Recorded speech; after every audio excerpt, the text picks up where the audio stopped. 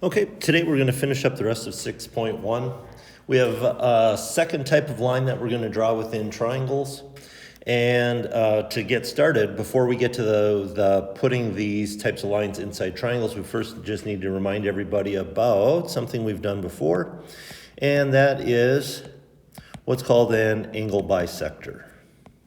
Okay, an angle bisector definition from earlier this year is going to be a ray which bisects, and of course anytime we use the word bisects, that means cut in a two equal part, which bisects an angle. Okay, and so for any given angle, try to make that line straight. There we go. So for any angle, we can draw an angle bisector, which is then going to be a ray. So a ray has an endpoint and goes on forever in the other direction, which bisects the angle, cuts the angle into two equal parts, right? That's an angle bisector. We did a construction. I showed you how to do that construction earlier this year. We will do it again next week. But for now, we're just going to work with angle bisectors, and eventually we'll put these into triangles. Okay, first the theorem though. As I had mentioned, for almost every one of these types of lines that we draw, there's going to be two theorems. And here's the first one with angle bisectors. I'll switch to black so it's easier to read. So this is going to be called an angle bisector theorem. And it just simply goes like this. A point is on the bisector of an angle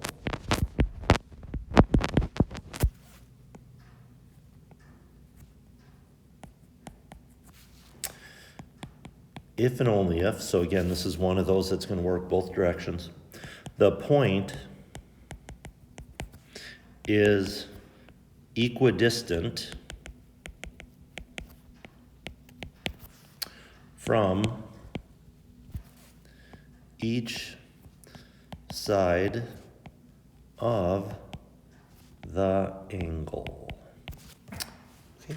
A point is on the bisector of an angle if and only if the point is equidistant from each side of the angle. Okay, so again, start you off with just any kind of generic angle. All right, and this is a theorem now that's going to work in both directions, but I'll give it to you in one direction first. One direction would be if we have the angle bisector, so if I draw a ray which bisects the angle, then any point on that bisector, so this one right here, or this one right here, this one right here, this one, any point on the bisector, any point you want, is equidistant from each side. So the distance, let's make this point a little extra big.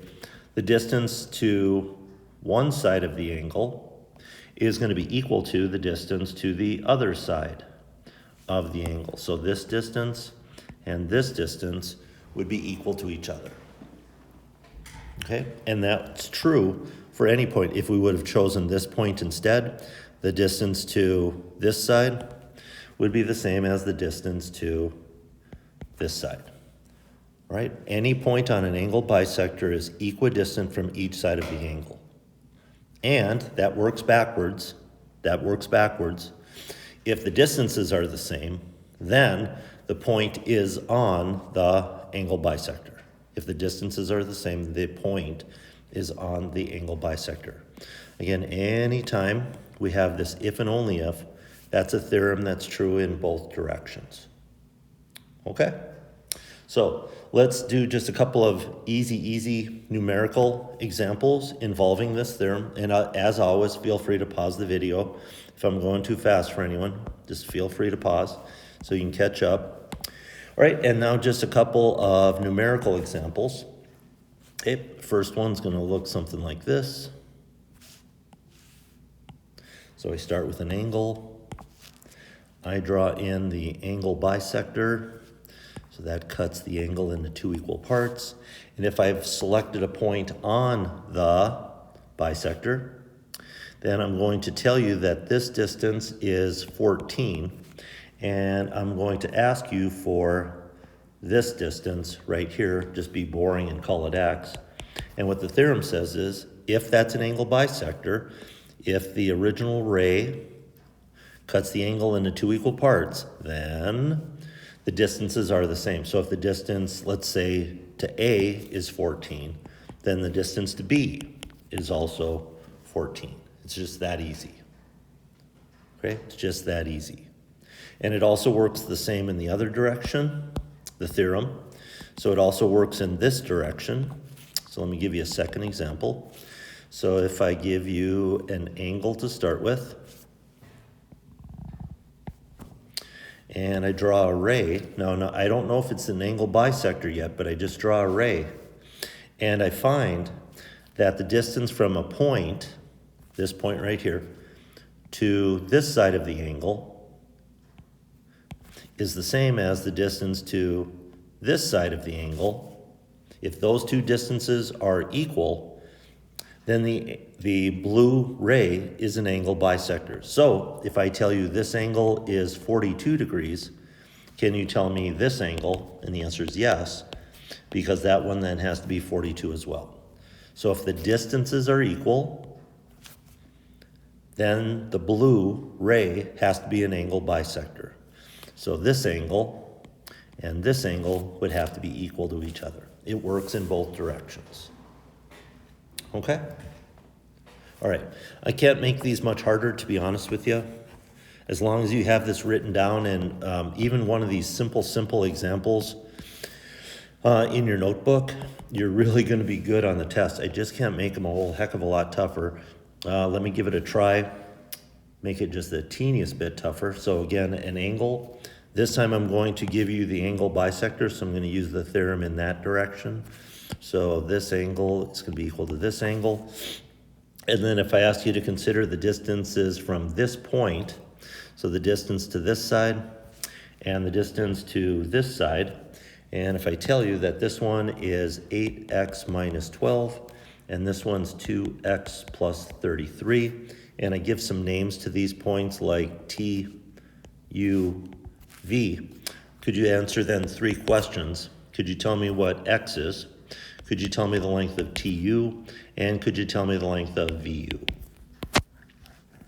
Okay. Again, the idea, sorry to keep repeating it. If the blue ray is an angle bisector, so if the original angle is being cut into two equal parts, that's an angle bisector. What's going to be true about that? What's going to be true is that the distances from a point, any point, on the bisector to the sides are going to be equal. So this distance and this distance are going to be equal to each other, which allows us to say that 8x minus 12 has to be equal to 2x plus 33. And of course, easy equation for you guys to solve because it only has one variable. So we could go variables to one side, numbers to the other, and divide both sides by 6. So x is going to be equal to 7.5. So the value for x then, 7.5. And then we could put 7.5 in here. So 2 times 7.5, oops, sorry about that. 2 times 7.5 plus 33. Or I could put in 7.5 here. So 8 times 7.5 minus 12 to get us the two lengths. As an example, 2 times 7.5 is 15. And 15 plus 33 is 48. Let's see, that one's VU. Or if you prefer this one, this is going to be 60 minus 12. 60 minus 12, which of course still 48. Those two distances have to be equal to each other. Those two distances have to be equal. Okay? Honestly, I can't make the problems much more difficult than that. All right? So you'll have some of those in your assignment as well. Okay? So as you're working on your assignment, what you have to recognize then is what we did yesterday. Am I looking at a perpendicular bisector of a segment, Or today, am I looking for the angle bisector? So you have to get your mind in the correct mode. What am I looking at? Therefore, which theorem am I looking at? Okay? Alrighty. And then to finish up section 1, we have a second theorem that deals with angle bisectors. And so I need to give it to you, and we're going to roughly sketch out a picture. This one's called the concurrency of angle bisectors theorem. Right, and this one simply says the angle bisectors of any triangle are concurrent at a point. And just like we did yesterday, I'm going to use some parentheses because we're going to give a name to that point, which are, no, not are, is, sorry, got to use the right grammar, is equidistant from the sides of the triangle. Okay? And as you guys are getting that down, I'm just going to draw a generic triangle below. And again, on the iPad, I'm not able, of course, to show you guys construction problems very well, so I'm just going to kind of ballpark this. But I'm just going to give you a simple triangle ABC. And what the theorem says is that the angle bisectors of any triangle. So angle bisector, a ray that cuts the angle into two equal parts. And so I'm just going to try eyeball to draw the angle bisectors of each angle. So I'm going to try to draw the angle bisector of A. That would cut this angle into two equal parts. Going to try to draw the angle bisector of B. That probably isn't very good. I'll try that again. Probably more something like that. Cuts this angle in two equal parts. And then I'll try the one at C. I'm going left here. Looks something like that. Cuts this angle into two equal parts. And what the theorem says is, if we did that really, really carefully, with a compass and a straight edge, those three angle bisectors are all going to meet at one point. That's what concurrent means. They all meet at one point. Okay? That point is called an in-center. It's called an in-center. So same base word as yesterday, but instead of the prefix circum that we had yesterday, today it's in center. And what the theorem says is that that point, let's just be boring and call it something like point D. I can get my pencil to work here. Call that point D. That's going to be equidistant from the sides of the triangle. So if I did this really carefully, the distance from D to this side of the triangle would be the same as the distance from D to this side of the triangle, and that would be the same as the distance from D to this side of the triangle. All of those distances would be the same. And you can tell my picture's a little wonky, but I'll show you how it's much better when we do this by hand with a compass and a straight edge. Okay? So again, we'll come back and do the construction for this. It's gonna be kind of a challenge, but it's kind of fun to see that they really do intersect at one point. Okay, so that then finally gets us to the end of section 1.